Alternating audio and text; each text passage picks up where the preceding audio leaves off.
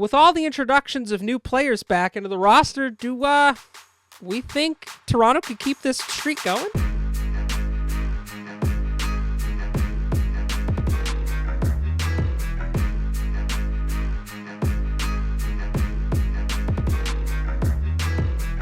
Hello, everyone. Welcome back to another episode of the Pucked Up Podcast.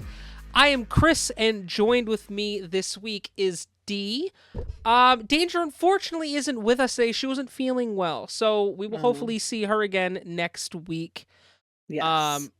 We did not get an episode out last week. Danger had some personal stuff she was dealing with. D was sick, and it was going to be a boys-only episode with Maul and I, but Maul's computer decided it wanted to die 10 minutes before we were going to start recording.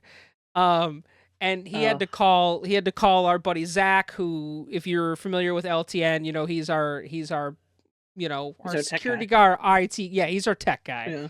Yeah. So he had to call Zach and be like, "Hey, can you come over and fix my computer?" So we are back this week. We do have a couple things we want to talk about from last week that we didn't get a chance to talk about, and some stuff this week that we definitely want to talk about.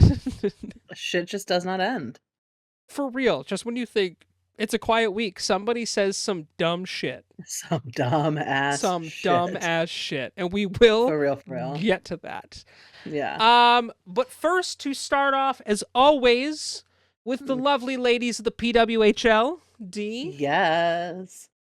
So surprising, or as you all should know if you fucking listen to our podcast, the PWHL is back. They had their first game on November 30th. First game of the season. The first win was the Toronto Scepters. They beat the Boston Fleet 3-1 in the season 2 opener. That same night, the Montreal Victoire beat the Ottawa Charge 4-3 in the first ever shootout of the season. So they just are quick to make history. You know what I mean? They're not stopping for nothing and no one. And then they had their third game where we saw the New York Sirens win over the Minnesota Frost. I believe that game was 4-3. And Minnesota lost there in St. Paul. And then with that, so obviously very exciting that we had those opening games, very exciting wins. But we also have my favorite part, which is the 3 stars of the week. That's officially back for the PWHL. And this year it is actually presented by Shark/Ninja. So if you're a fan of their vacuums or their blenders, make sure you give them a shout out for sponsoring our ladies. I have We'd both love to see that. Their blender and their vacuum. I have their vacuum, and I don't think I have their I would say blender. we do have a Ninja. Yeah, but I have a Shark vacuum. Shark vacuums for a while. Oh yeah, no, I love it. Yeah. And of course, as always, we are going to start with the 3rd star of the week. And as a reminder, like there are in the PWHL, there's a point system here. So the more times you get nominated for Player of the Week or Star of the Week, you add up points, and then there's an award at the end of the season for that. So it's 30 points for first star, 20 for second, and 10 for third. All right. 3rd star, Abby Boreen, a forward from the Montreal Victoire. Boreen scored a goal and an assist to tie a career-high 2 points in her Montreal debut on Saturday, helping the Victoire to a 4-3 shootout victory at home against Ottawa. Her goal was the Victoire's first of the season and was scored at even strength in the second period, with the team trailing 2-0. She picked up the secondary assist on rookie Jennifer Gardner's game-tying goal on the power play midway through the 3rd period. Boreen was selected by the Victoire in the 3rd round of the 2024 PWHL draft and signed a 3-year deal in October.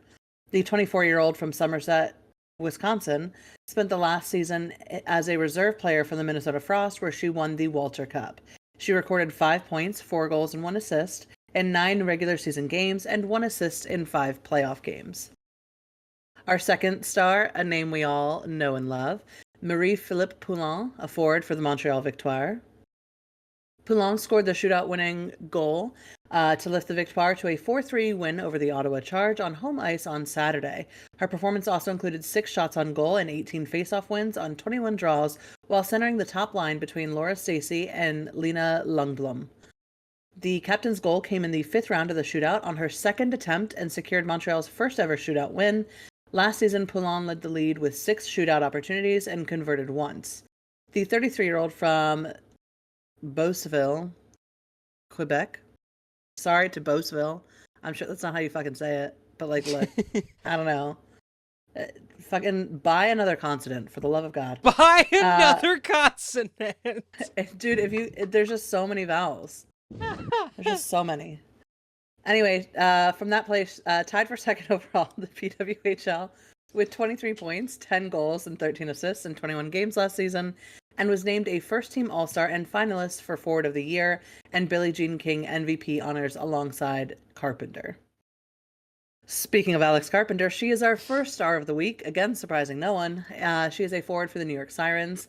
Carpenter scored 2 goals, including the overtime winner, and recorded a career-high 3 points to lead the Sirens in a 4-3 season-opening road victory against the Minnesota Frost on Sunday.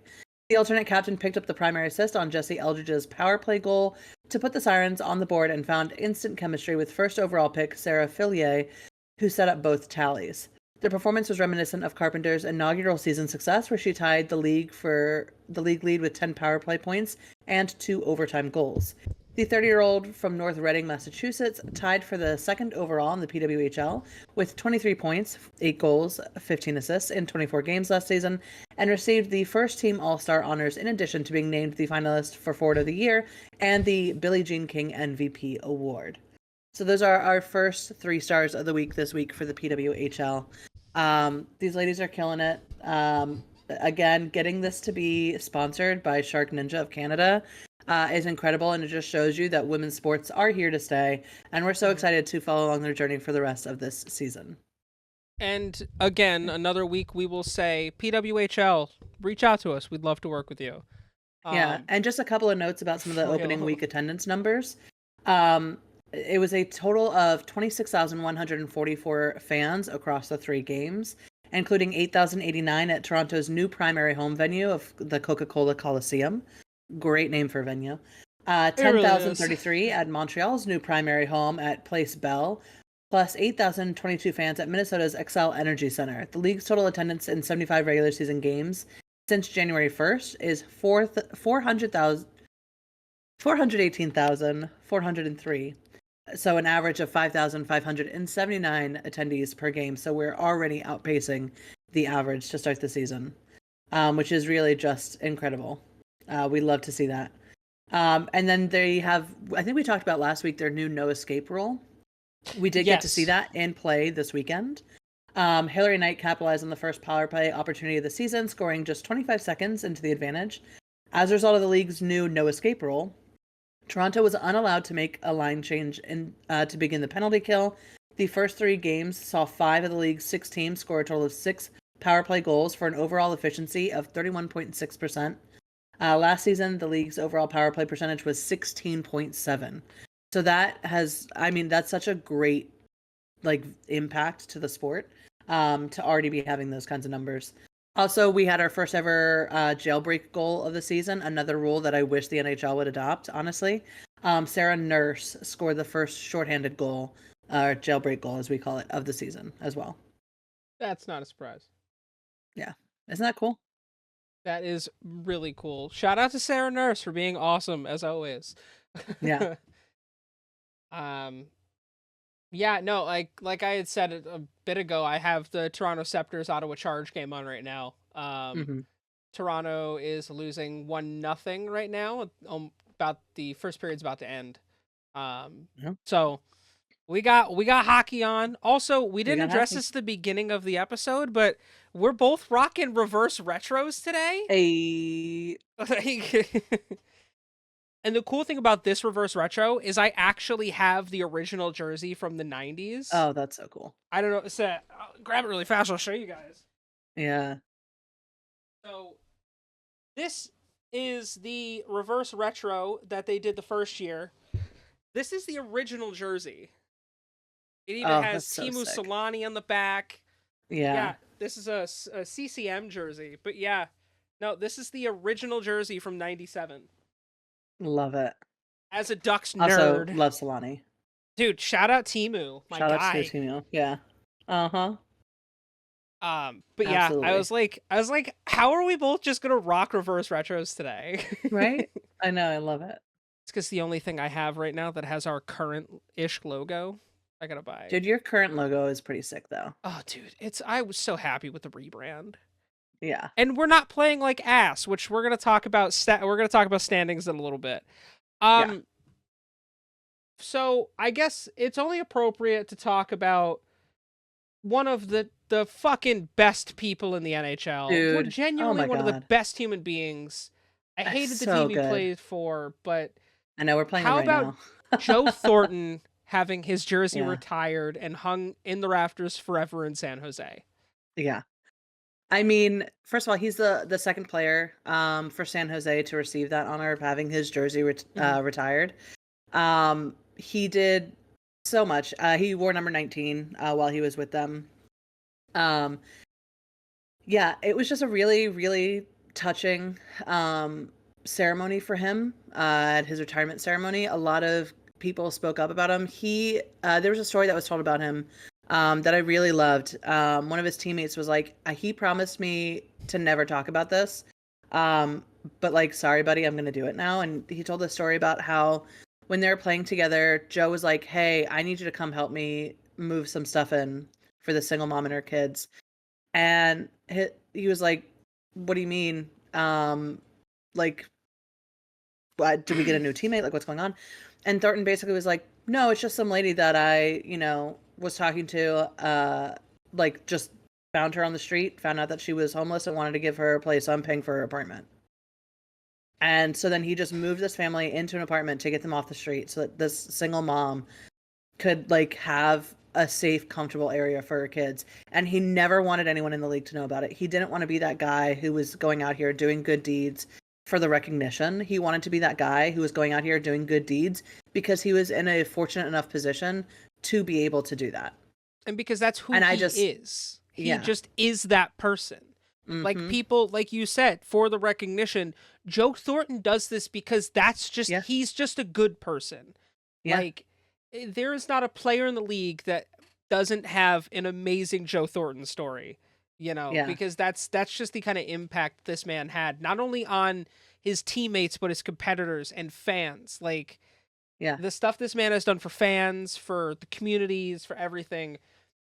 There Yep. If there was another person to have their number retired throughout the league, I would be genuinely okay with it being Joe Thornton just because of who he is. Yeah. He's just Jumbo Joe, such a good dude. Douglas Murray, who was the one that told the story, just had nothing but nice things and is like literally crying as he's telling the story about, all those years ago when he did this. Um, I think it was a really well done tribute, to Thornton. That was a beautiful Him and his whole ceremony. family were there. Joe's crying. I mean, Joe is also one of those guys.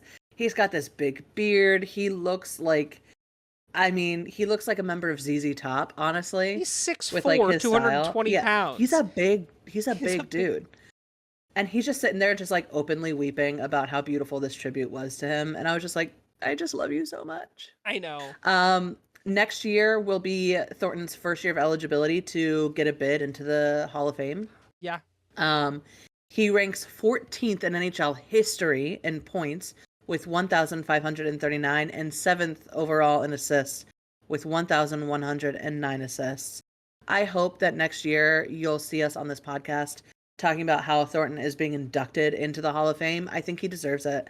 I think Oh more yeah. than just his play, because obviously he was an incredible player with an incredible time in the NHL. I think that he as a person deserves to be recognized for Oh how yeah. incredible he Wholeheartedly is. agree. Yeah. You want to know how many penalty minutes he had in his career? Yes, I do. Seeing as that's our favorite That's our thing. thing. Yeah. Just in the regular season alone, in 1,714 games, he had 1,272 penalty minutes. Love it. 134 of those in 187 postseason starts. Yeah. Incredible. Shout out Some Joe Thornton. some stats specific to his time with San Jose. He was the all-time leader in assists with 804, second all-time in Sharks history for points with 1,055, and third overall in games played with 1,104 before he moved on from the Sharks community. So I'm so glad that they retired his jersey. That's the best thing that they could have done. Yeah, just it was a really beautiful moment. He He's incredible. also has the most games played by a first overall selection in the draft. Yeah. No number one pick has ever played more games than him at 1,714. Mm-hmm.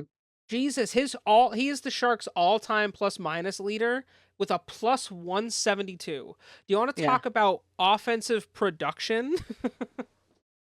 Right. Yeah, But and yeah, one of my favorite things too is so the other player who has his number retired by the Sharks is Patrick Marleau, which and again, another legend. again another legend. So number 12, 19 is going up right beside it. They play together, they're good friends. And so as Joe is accepting this award, he said it was truly an honor to be your teammate, talking to Patrick, your teammate, your friend and roommate. I'm absolutely humbled to have my number up next to yours. Again, even in accepting his fucking like flowers, he had to turn around and give it to somebody else. He couldn't have Yeah. that moment be all about him. He had to be like, "No, you were really incredible, and I love you." And I Yeah, just think that it's that's great. oh yeah. Well, and to think of the other players that'll probably have their names in the rafters next to those Right. two that played for a Mm-hmm. long time together.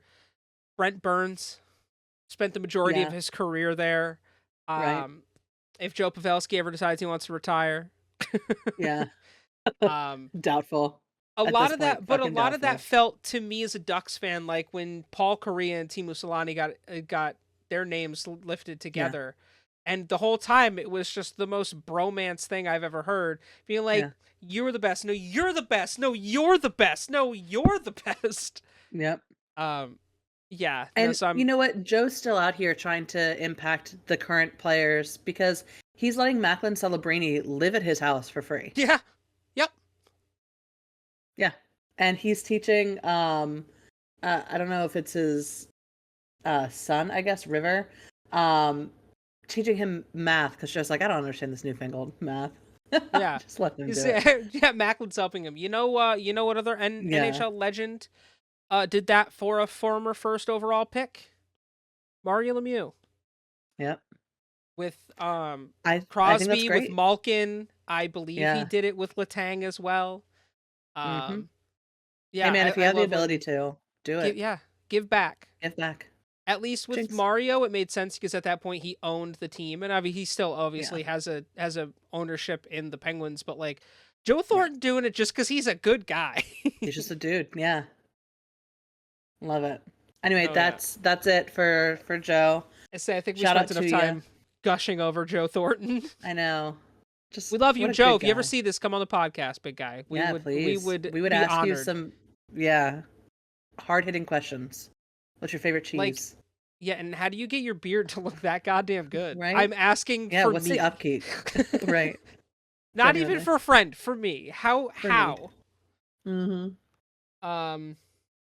Well, I guess if they haven't gotten sick of your voice yet, give them a little something more, cause We're in for a lot more of it. yeah, I feel that. How about we jump into the 3 stars of the week for the NHL? Let's do it. Why not? What could go wrong? All right. For our 3 stars of the week, as always, we like to start it off with our third star, who I happen to like very, very much. Is it because he's on my team? Maybe. Maybe it is. Is it also because he's just really good? Yeah, I think so. Anyway, let's jump into it. The third star this week is Jacob Chychrun, a defender of the Washington Capitals. Woo-woo. Chychrun recorded 3 goals and 4 assists and a pair of game-winning goals and 4 appearances to lift the Capitals to first place in the Metropolitan Division. That was what time of writing. They're no longer in first. Fuck you, Devils. On the strength of a perfect week. He posted his 8th career 3-point performance and first in nearly a year with 1 goal and 2 assists, including the decisive tally and a 4-1 win against the Florida Panthers. Chikrin notched the primary assist on Tom Wilson's tie-breaking goal with 3 minutes and 26 seconds remaining in regulation in a 5-4 comeback win over the Tampa Bay Lightning. And then he got 1 goal, 1 assist, highlighted by his 3rd career overtime goal as Washington again rallied from a third-period deficit for a 5-4 win against the New York Islanders. He closed the week with another goal, his 8th of the season, tying for first among NHL defensemen, and a 6-5 win over the New Jersey Devils. The 26-year-old Chikrin, who was acquired by the Capitals during the offseason, has produced 8 goals and 7 assists and has a plus 10 rating through 19 total games so far this season. As a reminder, he was hurt earlier in the season, has come back, and been in full force since then. Love to see it. Just great dude. Also, this is not in the NHL's official write-up. This is just insider knowledge because I follow them. The Capitals started a new tradition of like a player award in the locker room, and it's just like a big, gaudy plastic gold chain. And he was the first recipient of that gold chain given out to him by Ovechkin Jr. And the team has a nickname for him. Just Bands That Make Him Dance is his name, and that's what they refer to him as in the video, and it's very cute. Yes, I love it. I'm here for it. It's so funny. It's so good. Isn't that great?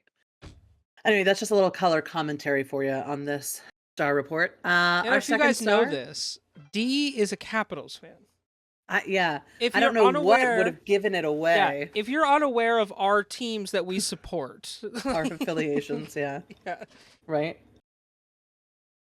At least yours makes sense. Mine makes no fucking sense. I live in the Northeast as a Ducks fan. Right. I am the government, so. You specifically are the government. Me. Solely.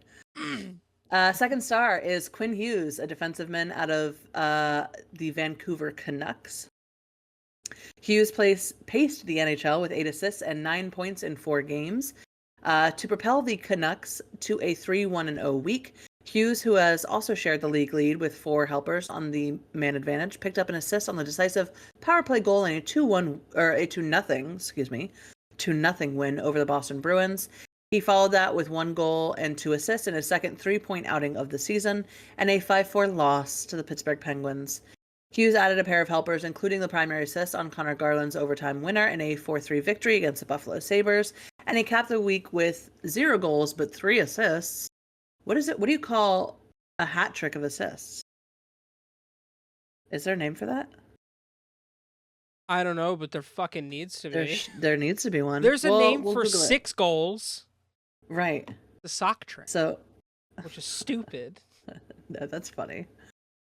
That's hilarious. There needs but to we be. need to figure out what it is for 3 research. apples. Yeah, you do some research. Anyway, his 3 assists, again assisting on the decisive overtime tally, and a 5-4 win versus the Detroit Red Wings to surpass Alexander Edler for the most helpers by a defenseman in franchise history.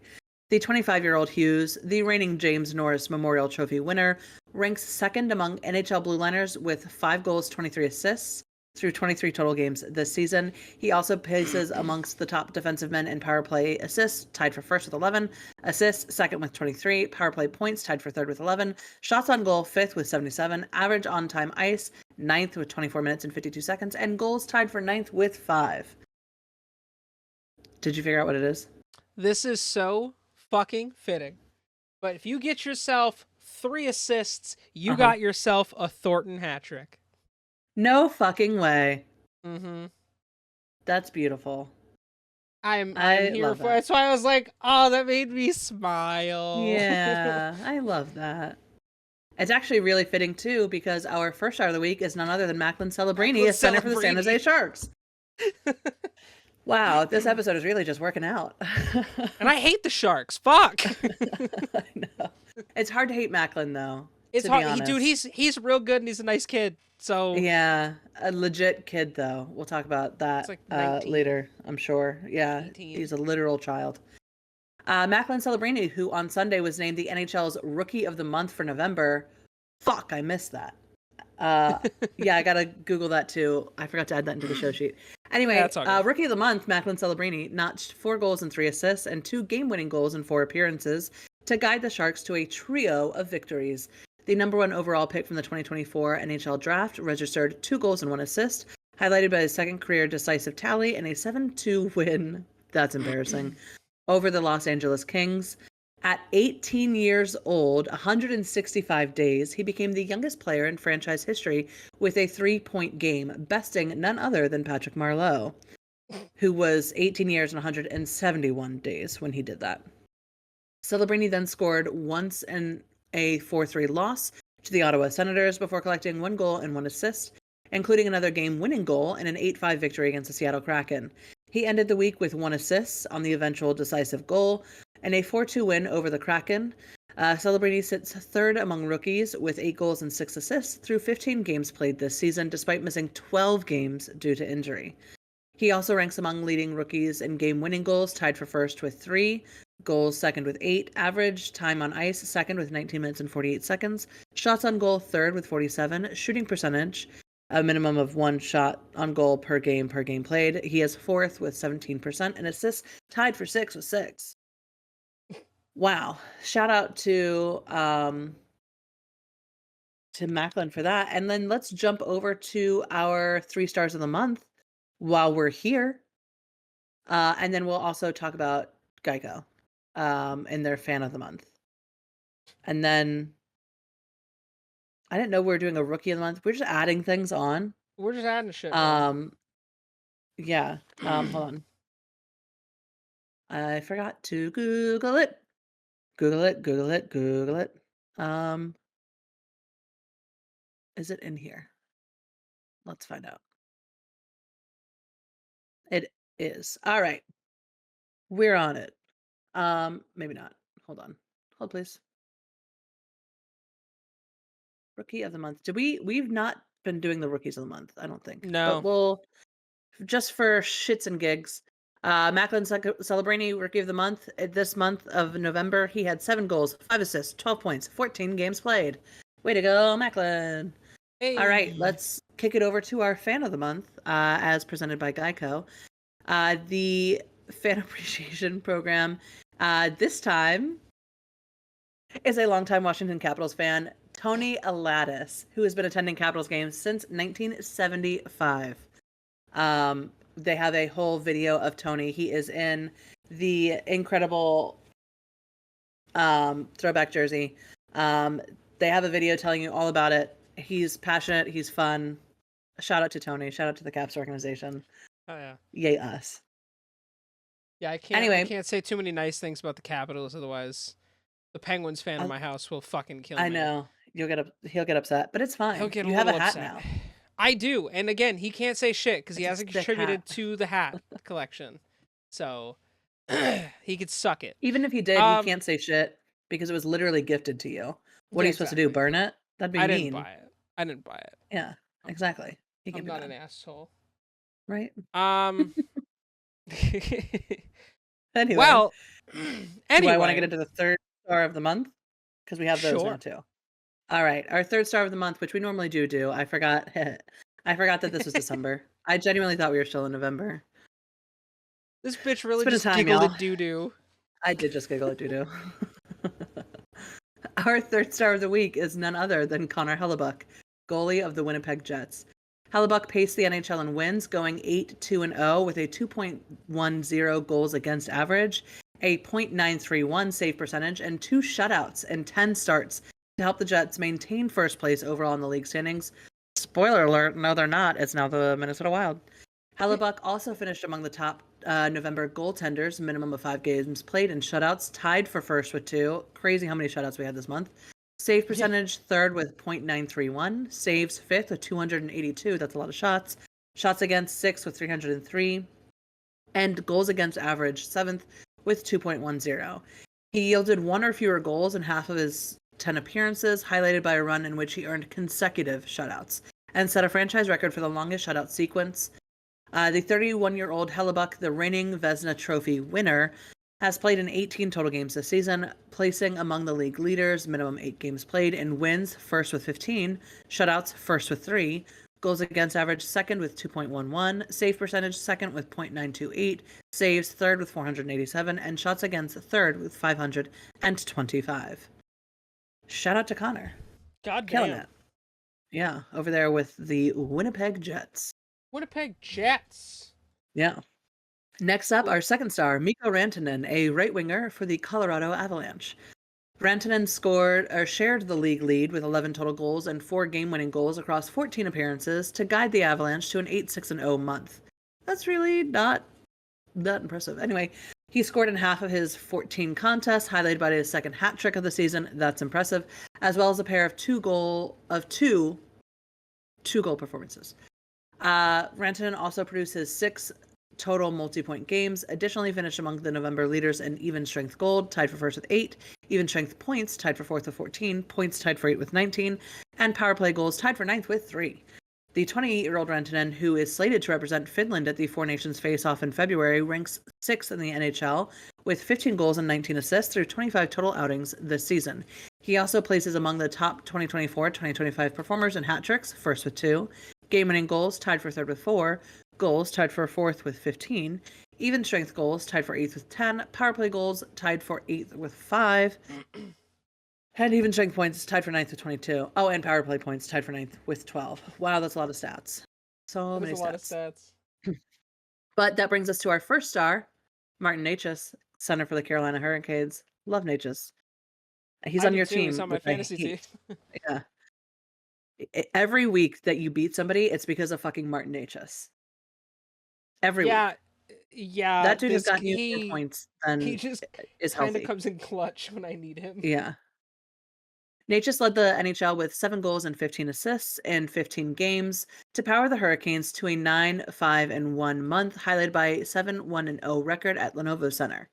Necas, who also ranked among the November leaders in power play points, tied for third with 9, assists tied for fourth with 15th, even strength assists tied for sixth with 9, power play assists tied for sixth with 6, power play goals tied for ninth with 3, and even strength points tied for 10th with 13, began the month by extending his point streak to a career best 13 games, including assists in a career high 10 straight appearances. Overall, Necas found the score sheet in 12 out of Carolina's 15 November games, producing multiple points 7 times and a pair of efforts with at least 3 points. The 25-year-old Necas sits second in the league with 12 goals and 25 assists through 24 games played this season. He also places among the leaders in power play points, first with 17, power play assists, tied for second with 12, game-winning goals, tied for third with 4, assists, fourth with 25, and even strength assists, tied for 10th with 13. Those are all of our stars. If I missed any, that's too damn bad. Stop adding in stars. Thank you. Stop adding so many things. Yeah, my mouth is tired. That's fair. Anyway, that's it. That's what I Well, got. here's a thing we should talk about. Okay, How let's about talk the about it. Minnesota Wild and Good Lord. them dropping everything Yeah, on someone? yeah.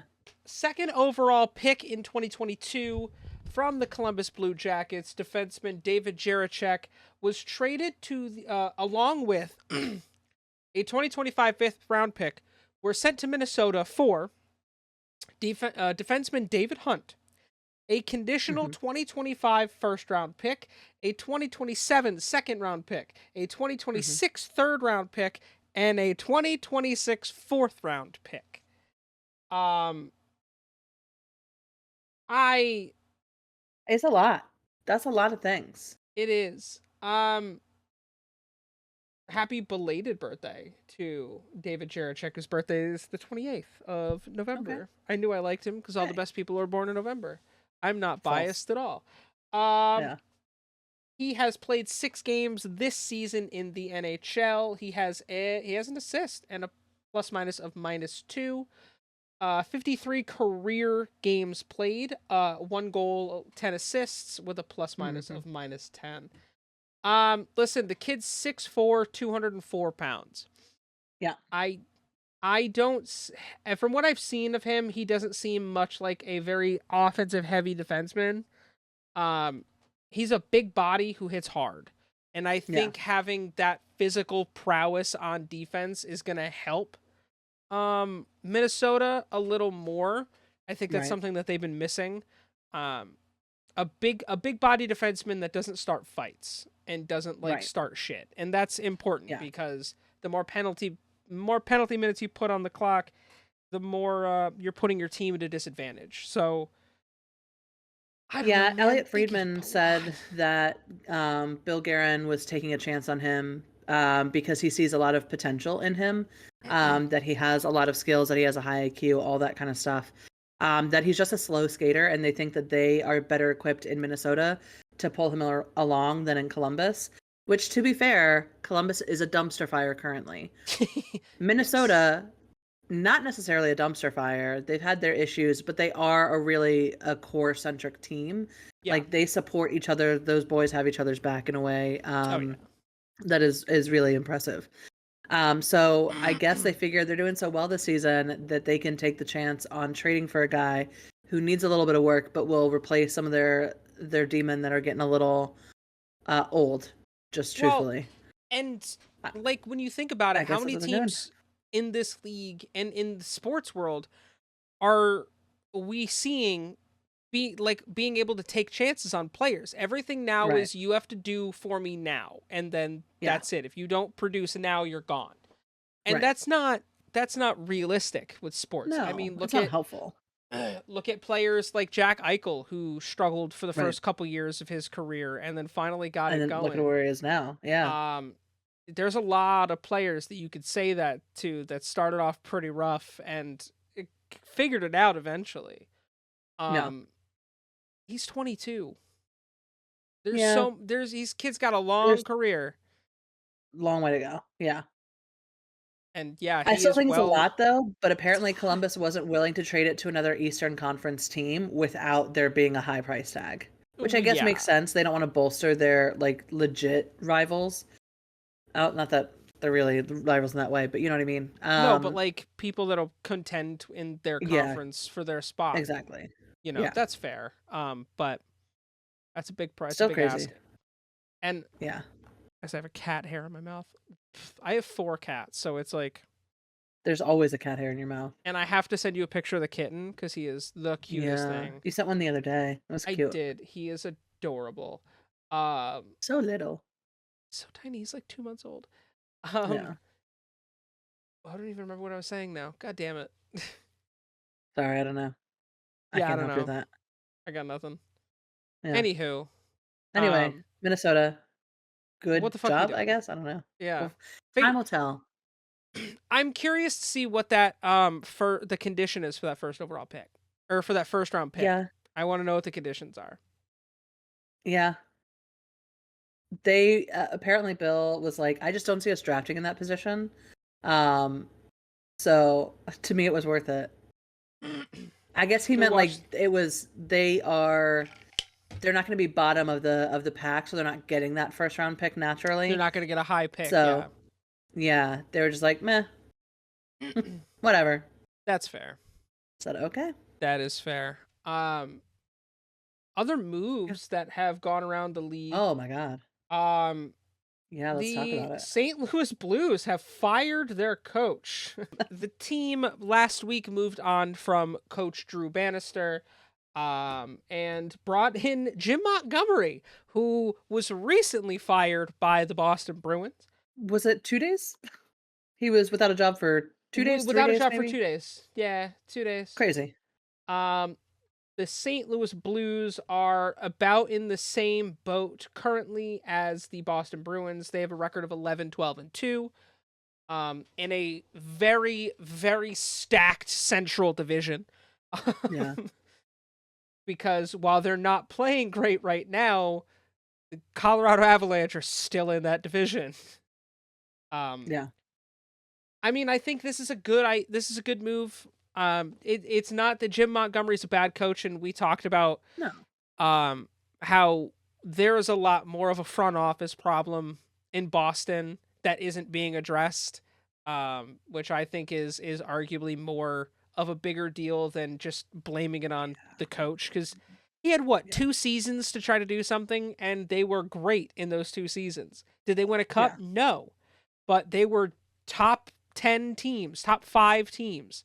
They put up the Um, best franchise record they've ever put up. The best they had NHL the franchise, like the best NHL season. yeah, Period. and then The subsequently got beat in winningest. the first round. Which again, like that's a whole other conversation because playoff hockey is so different. And I think you make an appearance like that, you get your ass kicked for 2 seasons in a row. It's time to talk about bringing in additional supports for both players and coaches. Because clearly they can play regular season hockey last year, at least.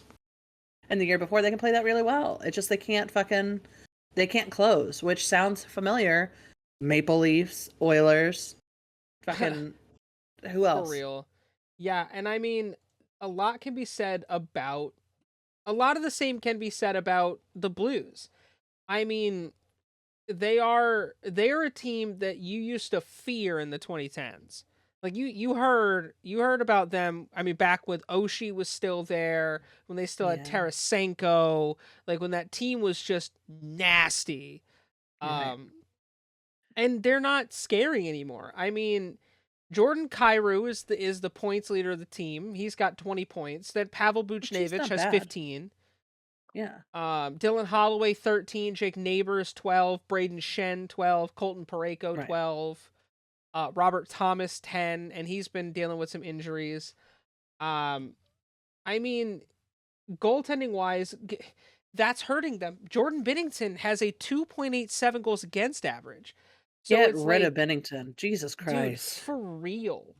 And their backup goalie's no better. He's got a 3.23 in 7 starts. Yeah, Like, you gotta work on, like, I'm hoping Montgomery can help figure out the goaltending situation over there. I hope he can help get their defense on the, like, the same page, because you have Pierre Olivier Joseph, who's actually a pretty solid player, who's I mean, he should not have a plus minus of -8 as a defenseman. Like, that's not great.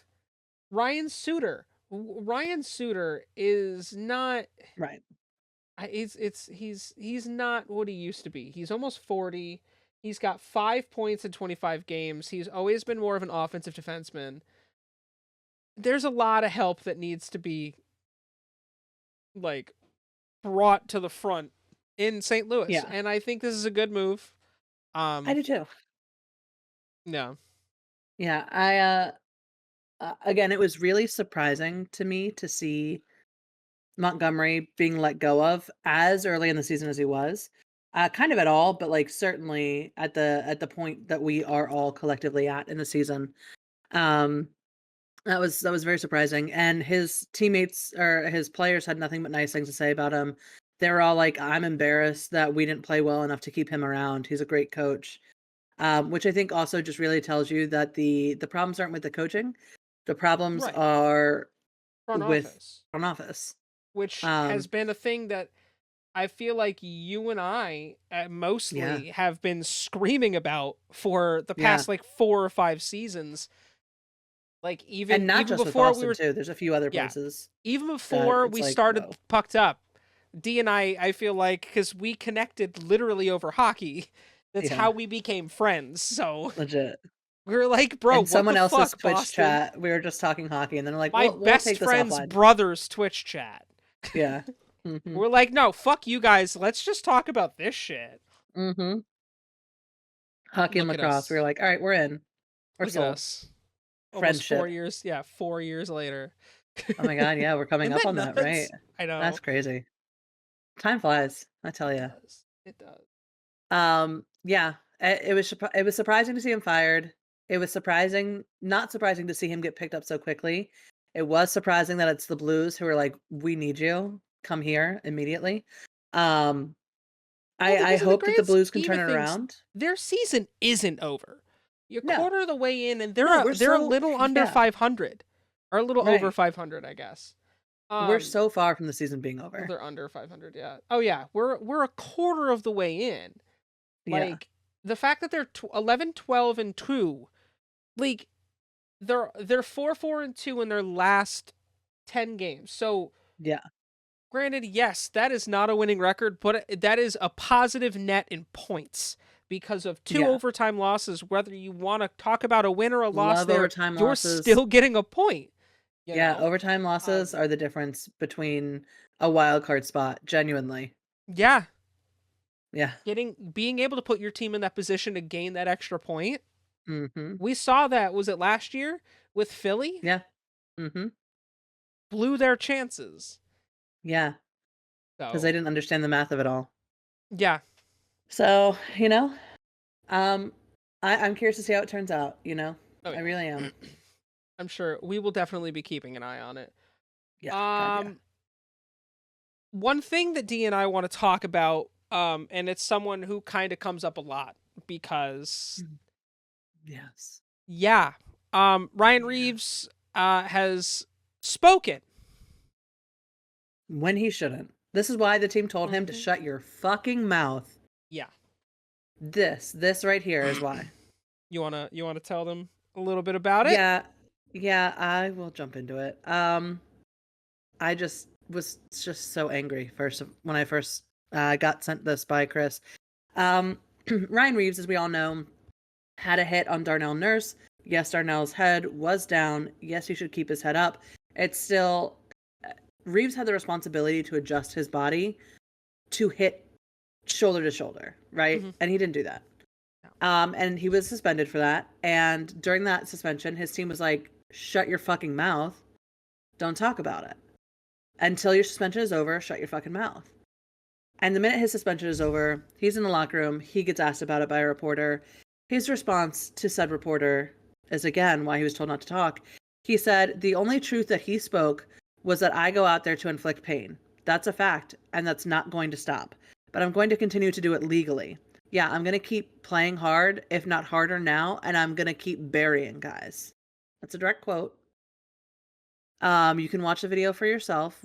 It it was said exactly Yeah. like And that, it was posted by TSN, so it's not like a Yes. non-reputable. This is directly from Right. TSN post It's game. not AI. He said No. this. My problem is manyfold. For one, Ryan Reeves has not been doing it legally, as is evidenced by the fact that he's been suspended how many times, fined how many times, clearly not playing it legally. Also, with that, just because DOPS hasn't called you out for something doesn't mean shit. DOPS is garbage. They are a trash organization that has zero consistency. They do not assess all people equally for penalties. And some people don't even ever get assessed with penalties when they fucking should, but their Hmm. star status prevents them. And that's a goddamn problem. And we've been harping on that for years. So don't act like just because you aren't suspended every other fucking game means anything. It doesn't mean shit. But you still have been suspended. So again, your legality conversation goes out the window. Secondly, I am not opposed to hard hits at all. I celebrate them. Absolutely. There are so many well timed hits that you're a big bodied dude. That's just the nature of it, right? I think that's great. I think that that is what hockey is about. You play hard, you play, line to line, right? Hmm. You admitting that you are going out there to inflict pain is fucked up beyond belief. To saying that you intend to bury guys, you are hoping that the outcome of a hard hit is injury is reprehensible. We have like a long list, and we'll get into it later, of all the people that are currently injured. Those people have lives that are affected by you being a jackhole. They can't play with their kids because it's hard for them to raise their hand above or like their arm up to shoulder height to lift their own Hmm. fucking children. They are people who end up getting concussions and are irrevocably damaged from concussion protocol. That is what you are inflicting on people, and you're gleeful about it. Get fucked permanently. Permanently get fucked. Yeah, no, I don't disagree with you in any sense. Like, I too celebrate the physicality of the sport. It's part of the reasons we love hockey. But Yeah. if you want that kind of carnage, go watch MMA or boxing or some sort of Yes. combat sport, because while yes, Darnell probably should have kept his head up a little bit. Probably should have been a little more aware of his surroundings.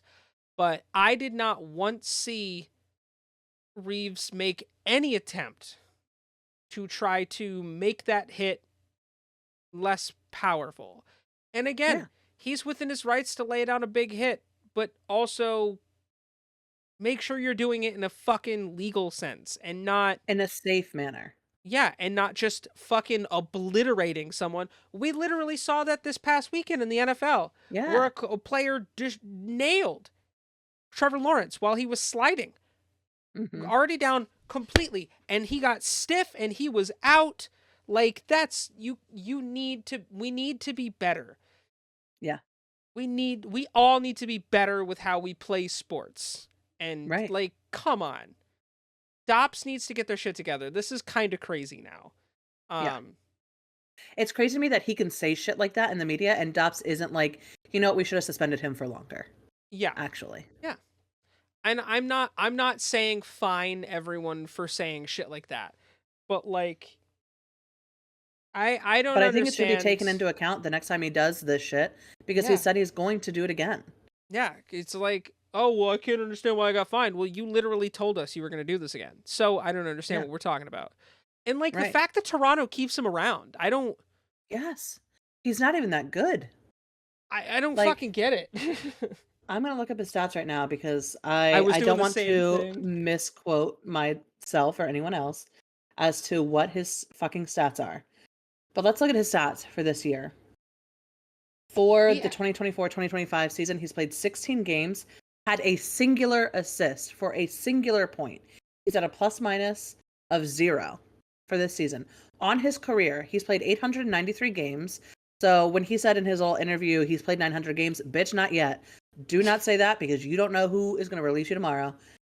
Of those 893 games, he has scored 63 goals, had 73 assists for a total of 136 points, and he has a plus minus of minus 47.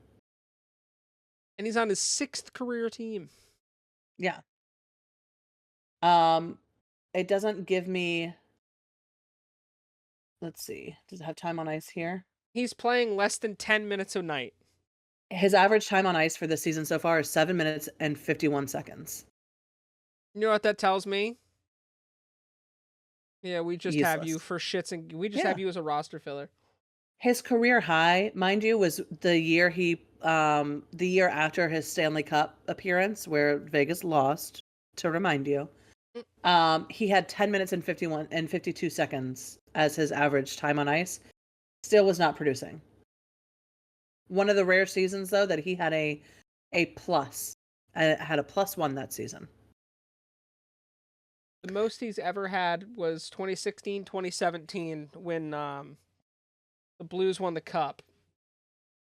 He had a plus minus rating of +4.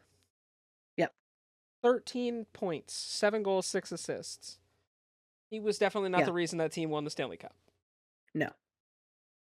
Like Just you saying. have no room to say anything, my Dude, guy. for real. Like at all. And let's Some see, his people shouldn't penalty open their minutes. mouths. He has 23 penalty minutes so far this season. And remind you, that's only over 16 games. And he's got a career of over almost 1,100 penalty Yeah. minutes. Mm-hmm. I Dude. I just don't have time or space for it. I really don't. I think that kind of commentary is stupid. Um, I don't want to hear fucking fans of Ryan Reaves in the comments being like, "Well, when he played for us, he stayed and gave kids pucks, and that was really nice of him. Not every star does that. You know why he stays and gives kids pucks? Because he has literally nowhere else to be. He's a And sad, sad little man with no life that that's just wants to hurt people." also not true because most players give kids pucks. I feel Yeah. like at this point, most players give back to their communities. The number of So, times I've seen that in comments, though, of various videos or, Twitter, fucking whatever, is crazy that they will defend a man who literally says, I'm going to go out there and try and hurt people more now. doesn't make Why? sense, does it? Like, Doesn't make sense. we loved the Goon era, right? Like, Yeah, I mean, but those it was a guys weren't time. like that. Well, see, and the thing is, even if they were, our understanding of things back then was different. We didn't know what a concussion could do to you permanently for forever. Hmm. We Yeah. had no idea. No. So yeah, absolutely, hit him, beat the shit out of him. You want to go toe to toe in a fight? Absolutely, do it. Do it 10 times a game. We love to see it. But now we know better. And so Mhm. now I don't want to see hits that are to the head as the main point of contact. I Right. don't want to see hits that are late. I don't want to see hits that you had the time and space to adjust because you knew that that guy didn't fucking see you. Mm-hmm. I don't want to see that anymore because No. now I know better and I expect you to do better. And that's where we're at. And that's where all hockey fans should be at. Because if we don't, then we start running into a problem where look at kids like Macklin Celebrini or Connor Bedard. What happens when one of those gets hit? He's done. Mhm. He doesn't get his chance to turn into Connor McDavid. He doesn't get his chance to He to doesn't to his see if he becomes a star right. because he He just doesn't get gets his chance to be smoked. Sidney Crosby. And Someone was even being Sidney had to fight through a lot to Sydney get had how many to his concussions life. within like Yeah. a couple year period? Like Sid missed a year and a half of his career because Mm-hmm. of what started off as a very dirty elbow, and that snowballed into him playing another game, getting another concussion, and he missed like a year and a half. Yeah. So because and this was unfortunately, and I hate to harp on it, this was back when Tom Wilson was Tom Was a Wilson, dick.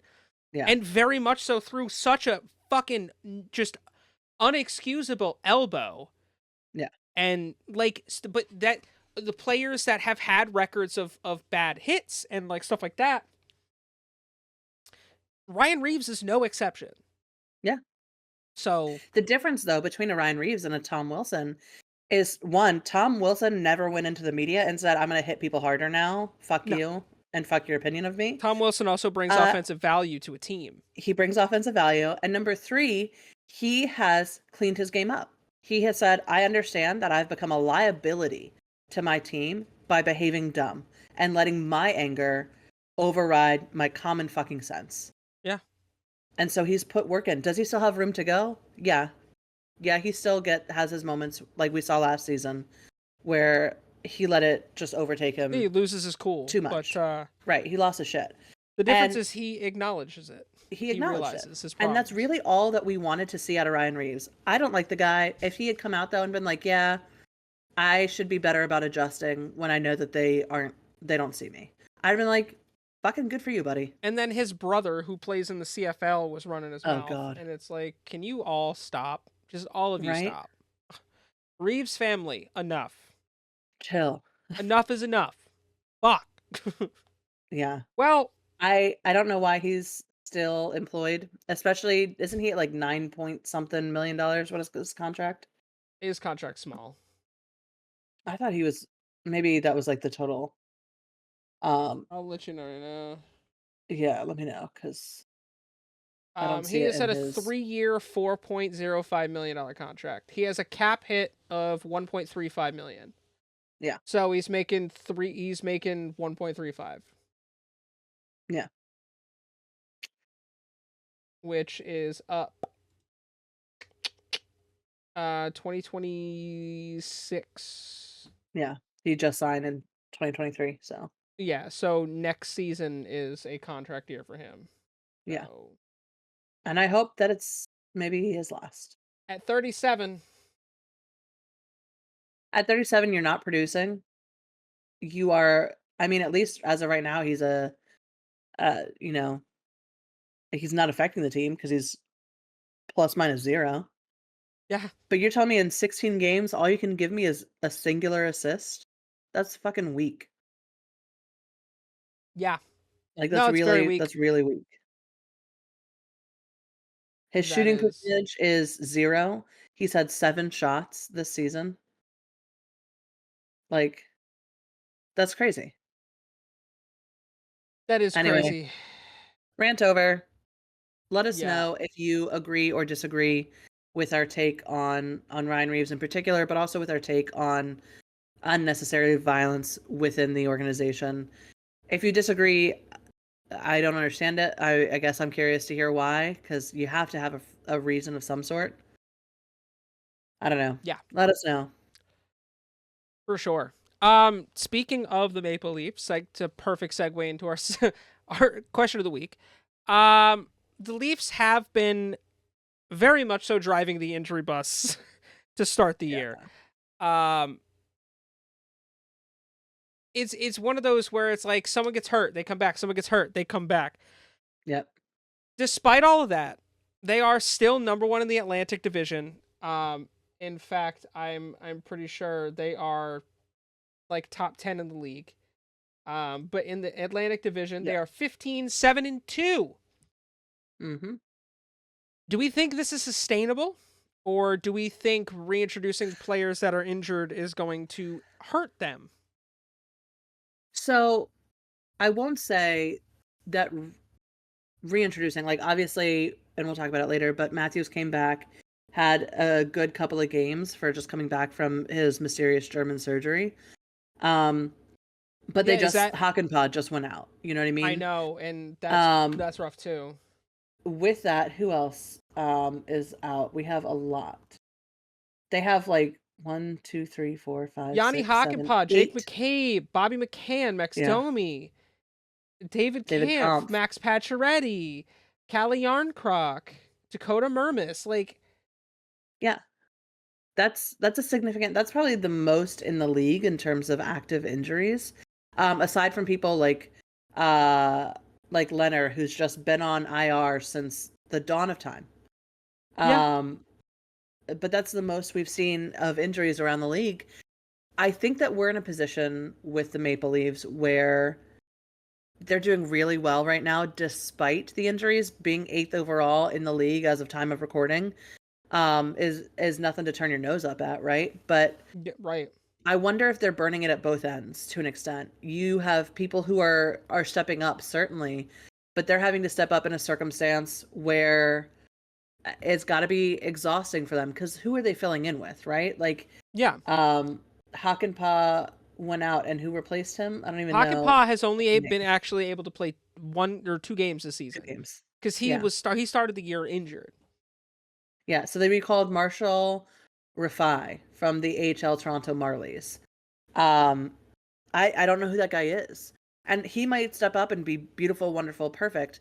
But then you have, when these players come back in, there's always an adjustment period, right? Because you have players who have been grinding it out because they're the only veteran players on the team. They've had to hold the thing together with a little bit of duct tape and a goddamn bucket of hope. Yeah. And now they're like, okay, well, so and so's back, so I can ease off.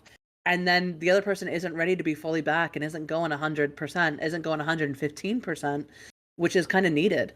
And so we do typically tend to see, at least in my casual observer, perspective here, we do tend to see teams kind of fall off when we start introducing a lot of these injured players back in because they haven't been in it every day. They haven't been Yeah. in the mix.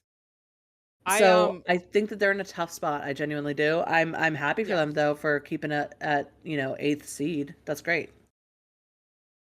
I want to throw out some numbers here, and then I want to throw out the names of these players. Okay. And I want you to tell me um, what we talked about with them last year. 33 points, 26 points, 22 points. 36 points, Mitch Marner. 26 points, William Nylander. 22 points, John Tavares. Those are your team leaders for the Toronto Maple Leafs. What did we talk about with them last year? Well, last year they were like an unstoppable force. Not those three. Really? Didn't Nylander have multiple hat tricks last season? Well, yeah, but like postseason wise, Oh, Tavares okay, okay, didn't do okay. much. Yes. Like I see what you're asking me postseason, now. Okay. yeah, they kind of had that collapse, that top Yeah. line. But what else did we talk about after their playoff exit? We talked about the possibility of Of one trades. of the three being gone. Yeah. Well, what I'm seeing is I'm seeing three players that were like, well, we were talked about being traded, and I don't want to be Yeah. traded. Yeah. Um, and it's hard, right? Because you had your best player, your captain, missed 9 games, Yeah. and that's hard. I mean, granted, yes, you have other players on the team that can Right. step up, but Austin Matthews is your captain. The guy scored 69 goals last season. Like it's no question that he's the best player on that team. But Right. they've also had a couple other players stepping up a little bit. But then there's a big drop off. After Morgan Riley, no one has double digit points. And that's No. like 6 players. Oliver Right. Ekman Larson is 9. Bobby McCann has 7. Max Pacioretty is 6, but Patchy's been hurt and he's done for the year, isn't he? No. Well, let me check. He might be actually. Hold on. I thought he was done for the year. Um, yeah, he's likely done, at least for we would maybe see him just before the end of the season if we're lucky. Yeah. Um, their best players are stepping up. But we've Yeah, also seen from the Edmonton Oilers what happens when only your first line produces. right. And I guess that's sort of it is reminiscent to last year, right? Where we did have those 4 players who in the regular season were kind of unstoppable. Multiple hat tricks, really killing it. Austin Matthews had almost what? He had like 59 goals last year or something like that? He had 69 goals last year. 69. That's He what had it was. 60. He had almost scored Um, 70 in a season. yeah. Yeah, and that is again, that's no small feat, right? And I think that they then got to the playoffs and were fucking tired. Because when you don't have other producers, like you talked about that drop off in points, right? You go Yeah, to like single digits after that. When you don't have other people who are stepping up on the team, it is so hard to keep up with it. It really is. yeah. I mean, it's great when your top five are going hard. When your top defensive line Yeah. and your top forward line are going great. I mean, Morgan Riley and Oliver Ekman Larson, 14 points, 9 points. That's good production this early in the season from Yeah. defensemen. Um, Obviously Marner, Nylander, Matthews. That's your top line. Tavares was there while Matthews was hurt. Like that's your top line. But the one thing that the Maple Leafs struggle with is depth. Yeah. You have guys like Max Domi, guys like Chris Tanev that can produce. Pontus Holmberg used to play for the Yeah. Ducks. I know that kid has the ability to produce. Um, he's not going to be an amazing player, but No. he's going to be a guy that can help get your team going. They Mhm. need production from everyone. At Yeah. least your top 6. At Yeah. least your top 6, Also, I you did know? just see, according to CBS Sports, Patches is actually supposed to come back on the 7th of this month. Ooh, okay.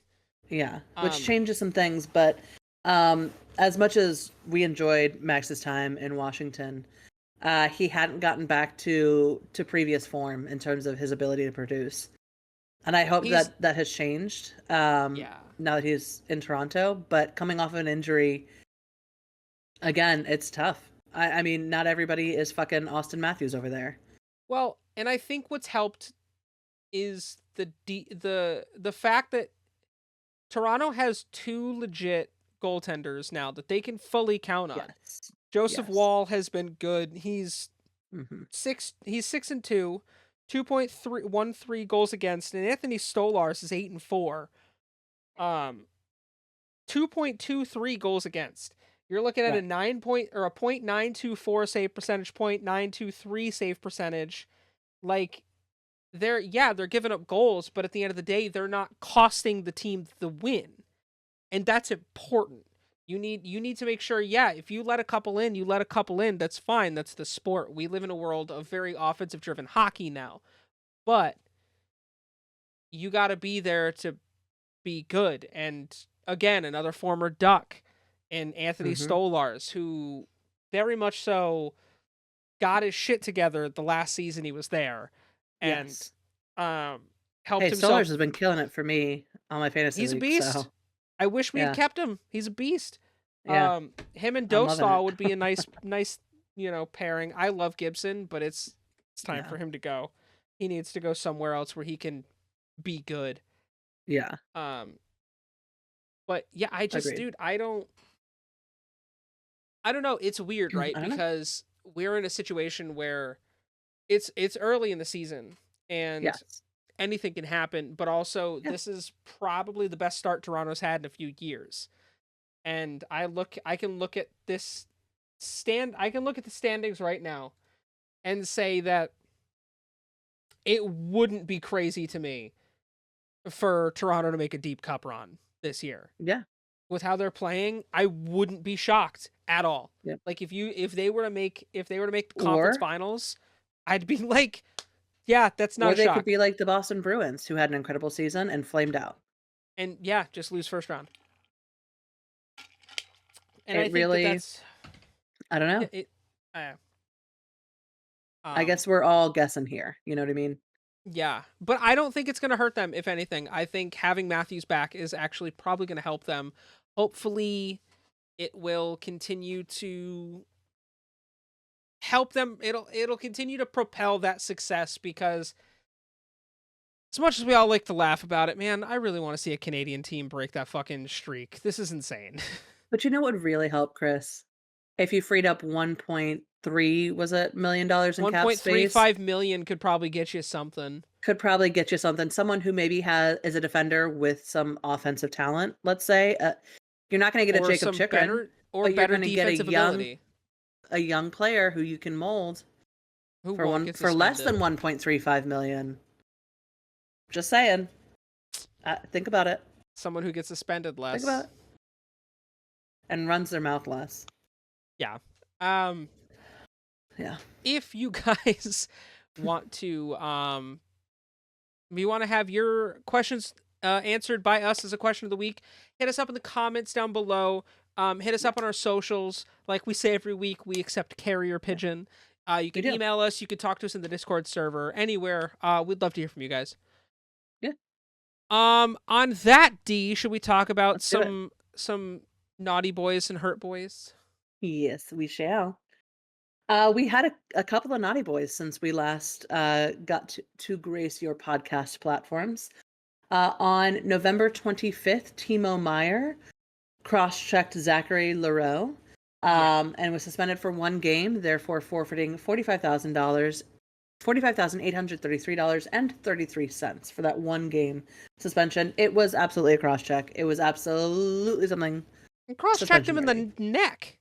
Yeah. Like, actually, again, in another instance of Dobbs's bullshit, something like that where it's a target to the head should have been suspended more. Probably should have been suspended more. And I like Timo Meyer. He's not a dirty player, but fuck, bro, that was bad. Yeah, this was one of those things where it's like, it doesn't matter if you're normally a good dude. You should have to pay the piper for that one. Genuinely. Oh, facts. Big facts. Yeah. Absolutely. All right. So then on November 29th, Nikita Zadorov for the Boston Bruins got an unsportsmanlike conduct against Yevgeny Malkin and was fined $5,000, which is the maximum fine allowable under the collective bargaining agreement. Zadorov was treated as a repeat offender because he has had several fines and suspensions within the last couple of years, which is why it was that $5,000 amount. But they also fined Yevgeny Malkin of the Pittsburgh Penguins for slashing Nikita Zadorov and charged him $5,000 as well. I believe it was one of those I slash you, you beat the shit out of me. We both pay some money. Yeah. Pretty much. So $5,000 surrendered for both of those players. Then on November 23rd, but it wasn't assessed until December 2nd, which I'm like, I don't have enough fingers for how many days apart that is. A good God, Dobbs, get it together. Jeff Skinner of the Edmonton Oilers was fined $2,000 for diving/embellishment, which is his second citation for that exact thing. Not his second citation this year, but his second citation in recent years. So he was fined $2,000 for that. So those are our little bit of naughty boys. And then let's get into the hurt boys. Starting off with our injured players, as always with the Anaheim Ducks. Urho Vakanainen is still out day to day with that upper body injury. Leo Carlsson also still out, upper body injury, day to day. Cam Fowler was updated. He is on IR. He's expected to be back December 4th, so we may see him return. We should see him back by the end of the week. Yeah, that's the plan at least. Right. Similarly, Brock McGinn is also scheduled to be back on December 4th. He is also on IR. He had a lower body injury. That'd be real nice too. Yeah. Chris is like, I won't say no, honestly. Can like everyone come back, please? Like again, we lost Leo. Like what the fuck? Right. Also, Robbie Fabry has been updated with his knee injury. They've extended it out to December 28th for his return. For Boston, Hampus Lindholm out on IR with a lower body injury, expected out until at least December 17th. Alec Regula also out with a knee injury, expected out until December 31st. For the Buffalo Sabres, we have Jordan Greenway, who is out with an undisclosed injury on IR, expected out until at least December 5th. I believe that might have been concussion related. That is speculation. I believe so. Yeah. Sam Lafferty is out with a lower body injury, expected to be out until at least December 9th. Matthias Samuelsson out with a lower body injury, expected to be out until at least December 11th. For the Calgary Flames, we have Justin Kirkland out with a lower body injury, expected to be out until December 8th. Anthony Mantha still on IR. Again, he's not playing this season. Hurts. It really does. For the Carolina Hurricanes, Frederick Anderson still out with that knee injury. His has been updated to a return date of February 22nd. Sorry, That one Dave. hurts Chris. Yeah. No, it hurts Dave. Well, Yeah. it makes me feel bad that I traded him. I was like, "Ow, he'll be back soon." My Well, the bad. good news is someone just dropped Ilya Sorokin. So We also have Jesper Fast out with that neck injury. He is expected to be done for the season. They did get Jarvie back, though, which was great for them. Everyone was happy to see that. For the Chicago Blackhearts, we have Laurent Brossoit out for that knee injury, expected to return January 10th. That is a recent update. Seth Jones, expected to be out until December 14th as well. For the Colorado Avalanche, we have Josh Manson. Wow, I don't know why that was hard. That's not even the most complicated name on this list. Upper body on IR, expected out until at least December 12th. Oliver Kylington, expected to be out until December 12th with an upper body injury. Ross Colton, with that foot injury, he is expected out until at least December 10th. Miles Wood on IR, expected to be out until December 31st with an upper body injury. Jonathan Drouin, upper body, expected back December 5th. Gabriel Landeskog, as of recently, has now been updated to December 8th for his return. For the Columbus Blue Jackets, we're getting close. Fingers crossed, everybody, that we finally see a Landeskog return. Columbus Blue Jackets, Igor Chinakhov out with an upper body injury, expected back December 10th. Eric Goodbranson out with a shoulder injury, expected out until at least December 23rd. Boone Jenner, shoulder injury, expected out until at least March 1st. So no update there for Boone. For Dallas, Tyler Seguin out with a lower body injury, expected to be out until at least December 2nd. That was updated yesterday. For the Detroit Red Wings, Alex Leon, who has a lower body injury, expected out until at least December 9th. Cam Talbot, still that lower body, expected out until at least December 9th. Patrick Kane, upper body, expected to be out till December 5th. That was updated today that they expect to see him back in just 2 short days. We'll see if that remains to be true. I hope so. The Edmonton Oilers, Zach Hyman is out with an undisclosed injury, expected to be out until December 5th. Victor Arvidsson on IR, expected to be out until at least December 5th. Evander Kane out with that hip injury, expected to be out until February 22nd. Sergei Bobrovsky, he's out for personal reasons, expected to be out until December 5th. For the Los Angeles Kings, we have Darcy Kemper out with a lower body injury, expected to be out until tomorrow. Trevor Lewis, lower body injury, expected to be out until January 11th. Drew Doughty, ankle issue, out until January 1st. Caleb Jones, upper body, out until December 7th. Akil Thomas, undisclosed, out until December 7th. And Arthur Kaliev, also expected to be out until December 7th with that collarbone issue he had. For the Minnesota Wild, we have Jonas Brodin out with an upper body injury, expected back December 6th. Jacob Lauko, lower body, expected out until December 6th. Matt Zuccarello, lower body. He got hit so hard in the nutsack that it dented his cup and exploded his nutsack. Is still going to make a recovery by December 12th. Wait, that's a Luckily, real it didn't, thing? Yeah. He got pinged so hard in the nuts, they thought that he exploded his nut. Jesus. Thought it was gone. Luckily, it wasn't, but it was like a very severe testicular trauma. Wow. Yeah. Shout out Mats, bro. Zook, that's brutal, bro. I hope you're That's okay. Yeah. From one man to another, I hope you're okay. Like literally, that cup is now unusable. That's how. Yeah. Like, God. he was wearing one. You know what I mean? I know so many Imagine players if he who don't. wasn't. He'd be without at least one testicle, if not two. There has never been a time in any sport that I've ever played, even when I played basketball, always Wear that cup, boys. And basketball's a sport I tore my ACL in. You know what? Unless you don't want kids, in which case that's like a really Dude, go for free, it. That's a free vasectomy. sterilization treatment. Yeah. Right. 100%. That or call up But I Francis imagine it hurts like a Ngannou. son of a bitch. I don't have the parts there, so I don't know how bad that hurts. But I imagine that having to get your testicles removed because of testicular torsion is not what you want. I don't imagine No. it's a fun thing. No. So maybe still wear it. I don't know. Up to you. Uh, for the Montreal Canadiens, Carey Price, still out for the season. No update there. For the Nashville Predators, Jeremy Lauzon, he is expected out until at least December 10th with a lower body issue. Issue? Okay. Lower body issue. Lower body issue? I haven't even had that much. Michael McCarron, he is out with an upper body injury, expected out until December 4th. The New Jersey Devils also have seen a few injuries. Eric Holla, he has an undisclosed injury. It is listed as day-to-day.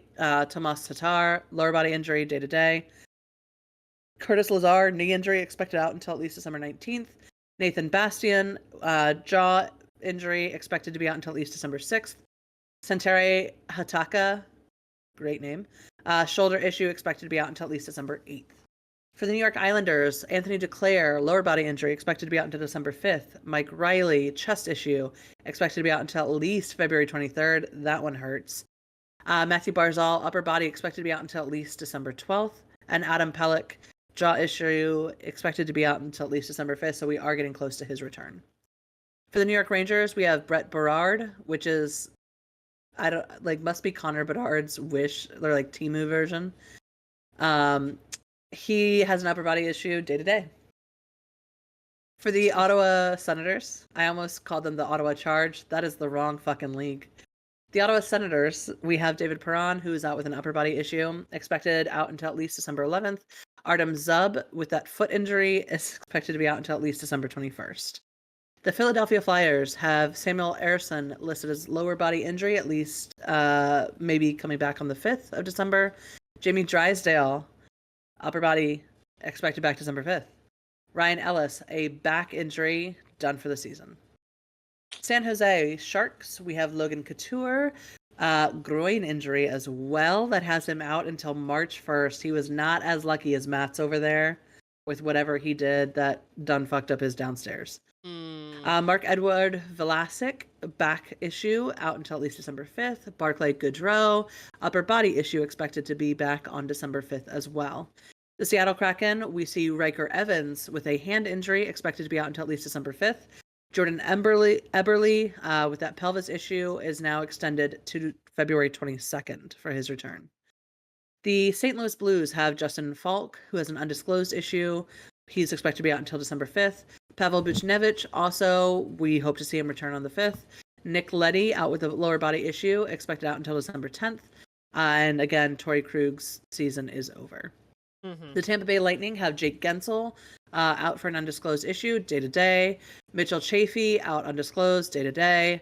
Nick Paul, out undisclosed, day-to-day. Nikita Kucherov, out undisclosed, day-to-day. I don't think Tampa wants to commit to anything. It's just day-to-day, day-to-day, day-to-day. Well, two of your top players are out. It's like, fuck. Yeah. Gensel and Kucherov, you're fucked a little bit with that one. Mm-hmm. As we mentioned earlier, the Toronto Maple Leafs have everybody out. Yanni Hakanpää, lower body, expected out till December 10th. Max Domi, lower body, expected out until December 6th. Jake McCabe, listed as day-to-day with an upper body injury. Patches, hopefully we see him back on December 7th with that lower body injury.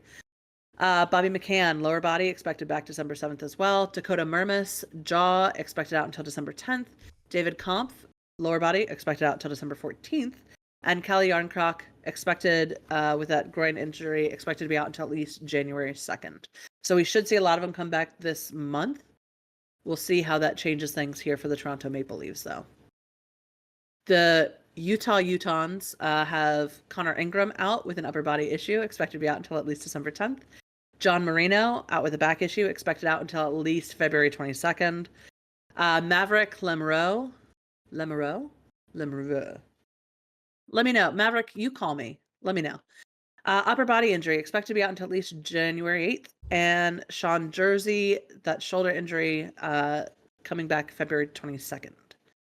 The Vancouver Canucks have Philip Hronek out with a lower body injury, expected to be out until at least January 29th. That's going to hurt him just a little It bit. it was talked about today by the GM of the Canucks. He did successfully undergo surgery. So that is good Good. news. We want to see That is Phil great news. back. How do you not love Yeah. Philip Hronek? He's such a good dude. Yeah. So that's great That one news. hurts. Yeah. Yeah. January 29th is not that far away. Y'all can make it. JT Miller out on a personal issue, expected out until January 18th. I do believe we mentioned that The last player episode. assistance program. Player assistance program. Thatcher Demko out with a knee issue, expected to be out until at least December 12th. And Derek Forbort out with a knee issue, expected to be out until at least December 6th. For the Vegas Golden Knights, we have Zach Whitecloud eternally on this fucking list. He is out with an upper body issue, expected to be back December 6th. Mark Stone, lower body, expected to be out until December 6th. Ben Hutton, upper body, expected to be out until December 12th. Robin Lehner, still done for the season. I don't know if we are ever seeing him return. But shout out to the team, though, for keeping him on and keeping him paid while he rehabs. That is actually like a really dope move. Yeah, and they could have just released him. They fought for that. Yeah. Yeah. For mental which I health respect. and injury, and they fought for that. Yeah. So shout out to the Vegas Golden Knights for doing that. Absolutely.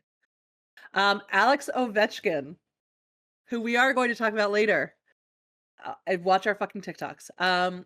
He is out with a lower leg injury, specifically a broken fucking fibula, and is expected to be back December 16th. He was skating this week. Yeah, he was. A broken fibula, which happened not even 2 weeks ago. Crazy. Yeah. Sonny Milano, out still with that upper body issue, expected to be out until December 31st. We hate to see that. I hope Sonny gets better. Love him.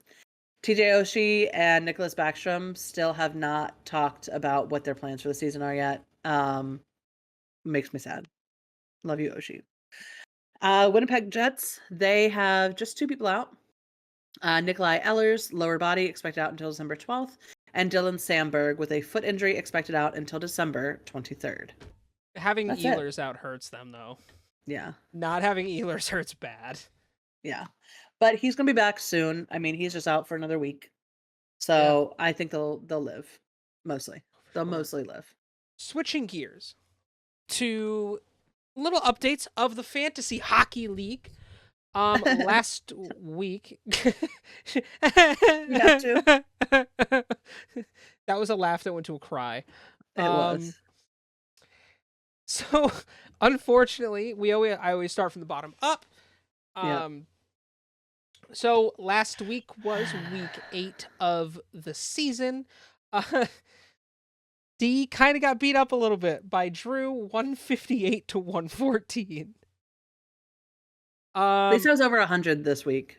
You know, Wes, last week was not as good. Dude, Wes is so underrated with his team. Holy shit. Yeah. Wes beat John 125 to 82. In the mother-son battle, Matt took that over Danger, 120 to 101. Marcello beat Maul. Marcello, who's had one of the worst teams, beat Maul 117 to 100. And the best game of the week, I have to say, was I faced off against Dave. Dave had me by 20 points at one point. He outscored me most of the week. Right. I somehow came back and won 128 to 124. That's crazy. It was the craziest shit ever. It was really, yeah. I don't understand it. My top scorer is Nico Hischier, had 15.4 points. Yeah. Jake Gensel had 11.3. Sam Reinhart had 9.6. On Sunday, Jake Ottinger had 7.2 points. Yeah. And without that, I don't think I would have won. No. Which means at the top of the standings means I still sit 8-0. I'm next. Dude, you've lost 3. You've lost 3 in a row. That's so brutal. I know. But I am still next because I have the most points. I'm 80 something points behind you. but You are in second. like So 85 points behind me. Yeah. So in yeah. second place is um D at five It's and me. three. Yep. Third place is Danger, also at 5 and 3.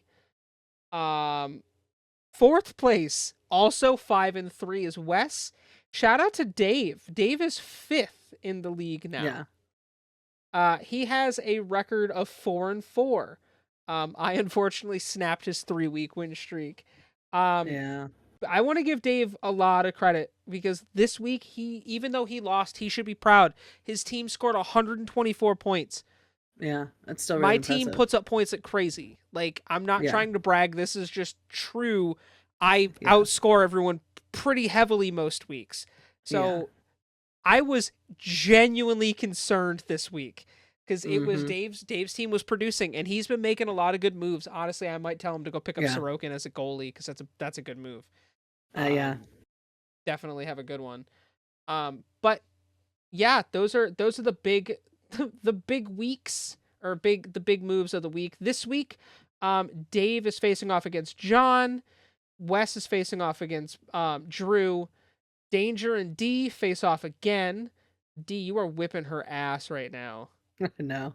Let's see if Um, I can keep it up. I need to break my fucking losing streak. So for real. Matt is facing off against Maul, and I am playing Marcello. Uh, I hope Marcello beats you. I'm winning by 8 points right now. I hope he comes from behind and beats you. Welcome to the salty spittoon. How tough are you? 100%. I'm not So bitter at all. just a little bit. Just a little bit. So before we get to this is a two-part question. Okay. Um, there Give me part are one. that's yes. Okay, so there are 18 teams in NHL history to have won consecutive championships. Can you tell me what the most consecutive seasons of a championship are? What is the number one? Who had? We'll talk about the team, but what is the most consecutive seasons for a team to win the Stanley Cups? 3. No, higher. Oh, before my time? Yes, all of them Okay, were because I before was our like, time. yeah. There's a Is couple that are it, recent, but other than that, yeah, is it Boston? Feels like it would no, be Boston. no. Um, am I still guessing on the number? Yeah, I'm gonna how say many? 5 back to back. 5 is correct. Yeah, that sounded right when I said it. Can you name the team that did it? Um, can I? That's a good question.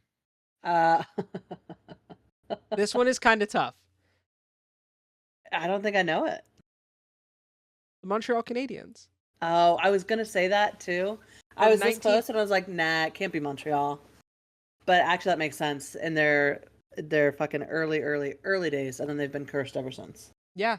The most recent out of the top 5 um Tampa Bay Lightning went was back to back in the 2021, 2022 years. they did it too. They are at the bottom unfortunately with this. So it is Oh. when you look at the consecutive seasons at the bottom, Tampa Bay Hmm. Lightning 2020, 2021, the Pittsburgh Penguins 2016, 2017, the Detroit Red Wings 97, 98, the Penguins 91, 92, the Oilers 87, 88, the Oilers 84, 85, the Philadelphia Flyers 74, 75. Montreal Canadiens are on here multiple times, but they also Yeah. have the most championships in NHL history, so I guess they don't really count when there's only like 6 Yeah. teams. I just keep Um, forgetting about that because they just have not done well in my well, lifetime. yeah. Well, the most recent out of the top in third, the New York Islanders won 4 Mm-hmm. straight, 80 to Yeah. 83. Yeah. Um, Still before my but yeah, time, for those of you I know. wondering. Same. Fucking Sem. Sem. Big Sem. Big some. Um, Big Some. Sem. To round things out with our obscure NHL player of the week, um, goes by a man by the name of Brian Suter, born in Viking, Alberta, Canada, in Sick. 1956. It's such a great fucking It's town name. such a Where are you great from? name. Viking. Viking. He was drafted 20th overall in 1976 by the St. Louis Blues. Also, that same year, he was drafted 36th overall in the WHA draft by the Edmonton Oilers. Nice. Because that was obviously back when those two leagues were going head to head before they Right. combined. Um, which I want to say wasn't that long after that, if I remember correctly. Oh. 1977 was the final draft for the WHA before they became the NHL. Or All right. 1979. So, Before our um, time. yeah, before our time. He played 779 games in the NHL, 303 goals, 333 assists, and 1,786 penalty minutes, which makes him the franchise leader for what NHL team?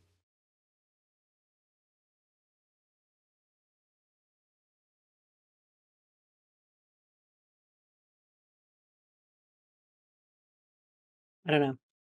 The St. Louis Uh Blues, oh, gross.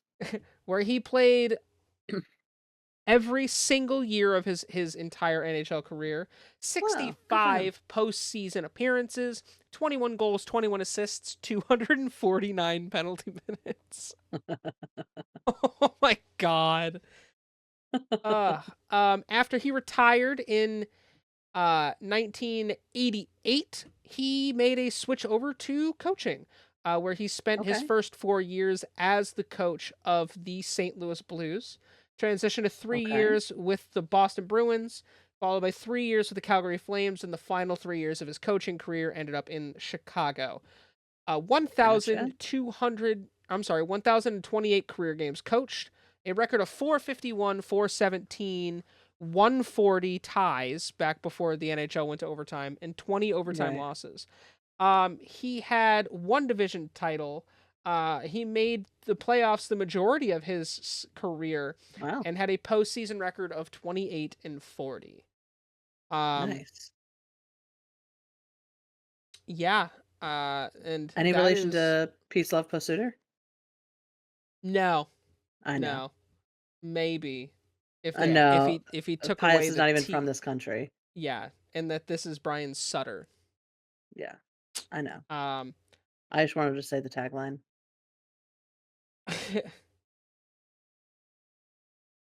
That's it. Brian. So Brian is the second oldest of the famous Sutter brothers and the oldest of the six that played in the NHL. He is also the only one to have his number retired by an NHL team. So the Sutter family, for those that aren't I bet familiar, he you brings might that up at the know. dinner table. Yeah. You might know at least one of them, but there was Brent, Brian, Daryl, Dwayne, Rich, and Ron. Daryl, you might know the best. He Yeah. is probably the most Yeah. famous as a coach, where he spent the majority of his career coaching for the LA Kings. I don't think he's currently coaching right now. He most recently served as the coach of the Calgary Flames up until 2022-2023. Um, so yeah, shout out to Brian Sutter and the Sutter family. Yeah. Yeah. There you go. Um, Learn yeah, something new every day. we do absolutely. Um, Yeah. thank you guys so much for hanging out with us today.